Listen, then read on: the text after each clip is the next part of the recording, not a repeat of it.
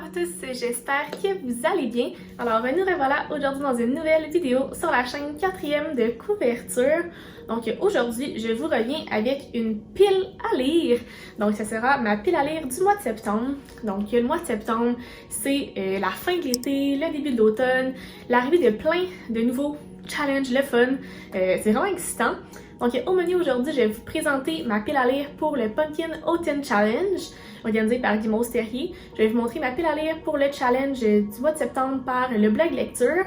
Et je vais vous parler aussi de mes autres lectures pour le Plib et d'autres lectures sur le site comme ça que je vais faire parce qu'on n'a jamais trop de lecture. Donc si ce type de vidéo-là vous intéresse, je vous invite à faire le pouce en l'air à la vidéo, vous abonner à ma chaîne et à mes différents réseaux sociaux si ce n'est pas encore fait, les liens dans la barre d'informations. Et bien sûr, je vous invite à continuer à regarder la vidéo car on y va maintenant.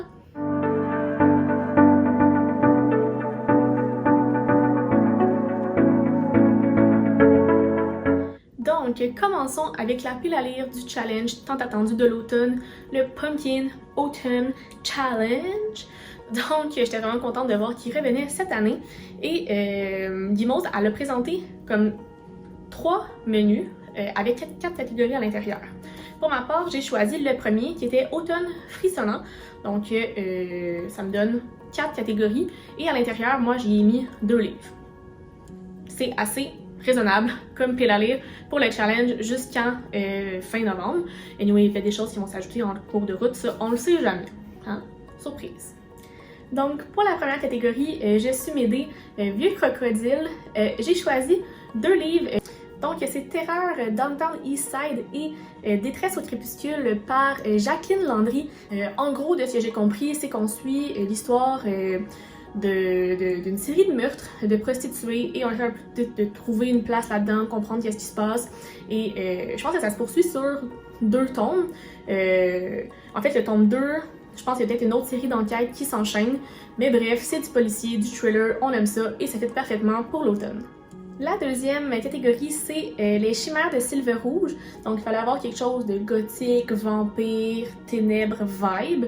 Donc, moi, j'ai choisi Les liens de sang par Laure Arbogast des éditions Laure Arbogast, j'imagine qu'elle s'est auto-éditée, ainsi que Paranormalcy de Kirsten White des éditions Harper Teen. Donc, dans le premier, on suit plus le lien des vampires. Le lien du sang, c'est sûr que le sang vampire. Et dans Paranormalcy, c'est plus une femme qui se ramasse dans un milieu de fées ténébreux et qui comprend pas vraiment où est-ce qu'elle s'en va et qu'est-ce qui se passe. Donc, il y a 2 livres qui ont l'air très intéressants et que j'ai vraiment hâte de lire. La troisième catégorie, c'est les supplices de la belladone. Donc, il fallait un livre avec une couverture noire, donc quand même assez simple.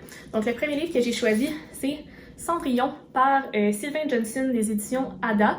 Donc, un conte interdit qui, je ne sais pas vraiment ce qui se passe. Tout ce qui se dit en arrière, c'est une jeune fille confinée au sous-sol dans un salon mortuaire par une belle-mère cruelle, 2 sœurs vaniteuses qui torturent la petite Sandrine, des souris inquiétantes nées dans l'ombre d'un faux crématoire, un long séjour dans un pénitencier où les criminels et les gardiens se confondent. Donc on se rappelle, les contes interdits, c'est des contes trash, comme au goût du jour, et j'ai vraiment hâte de voir ça. Et le deuxième, j'ai pris The Handmaid's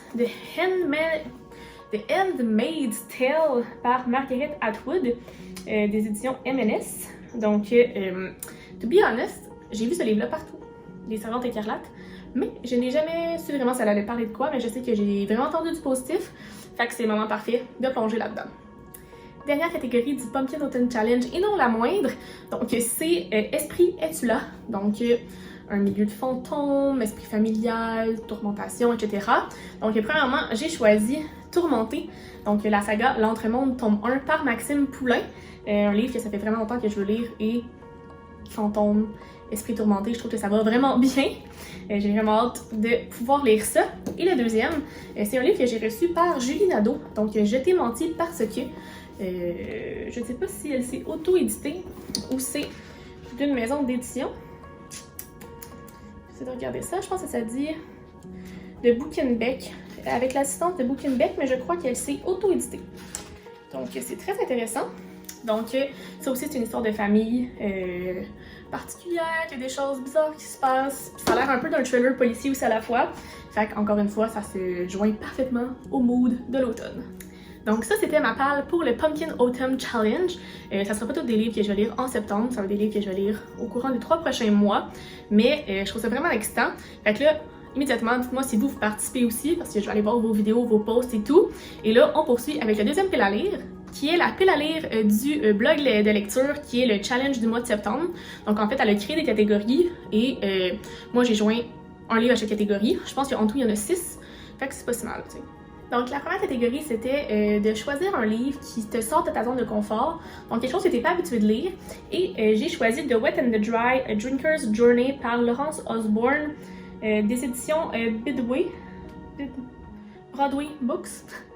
Donc c'est un livre que j'avais acheté par hasard sur Book Outlet avec série. Puis c'est comme on dirait un peu un journal qui explique l'espèce de tradition de l'alcool dans divers pays, puis comment des fois on s'en ressort quand que tu ne bois pas, tu sais, puis que tu t'amènes dans des situations où tu es obligé de boire ou dans des milieux où est-ce que c'est vraiment alcoolisé. Fait que bref, ça m'a pas de zone de confort, ça c'est sûr.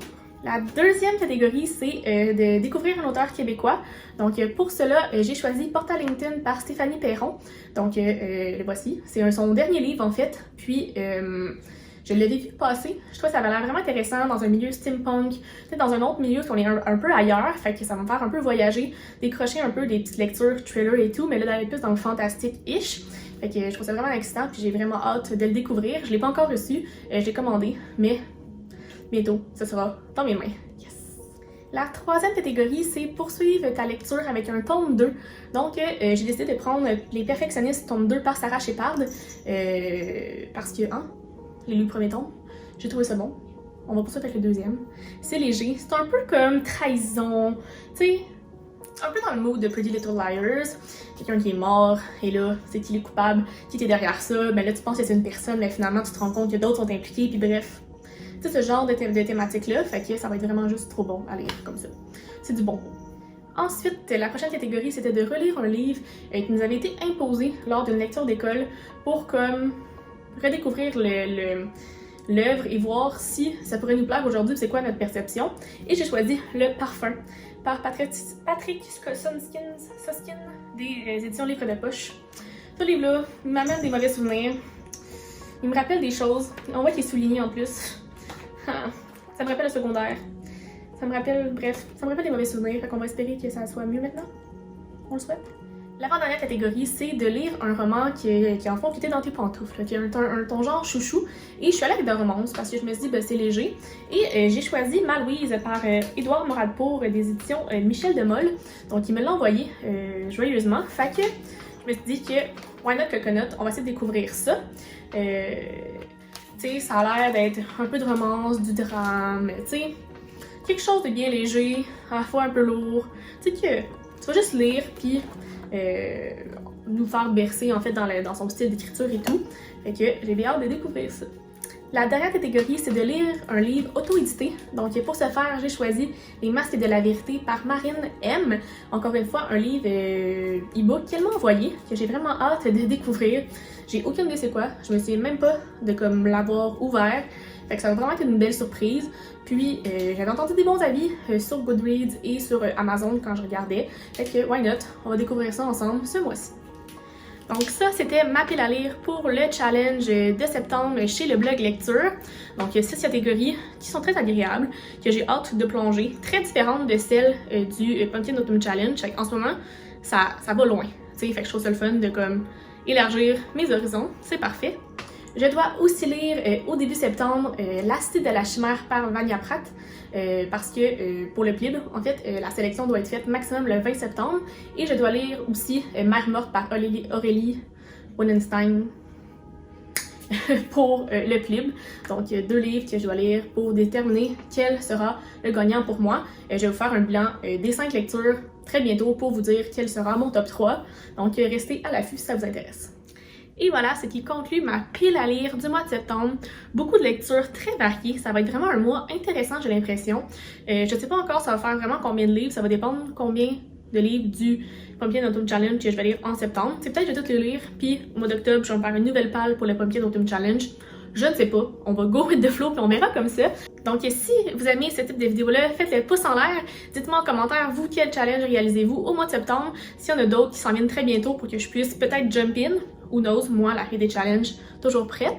Sinon, abonnez-vous à ma chaîne et à mes différents réseaux sociaux si ce n'est pas encore fait. Les liens sont dans la barre d'informations.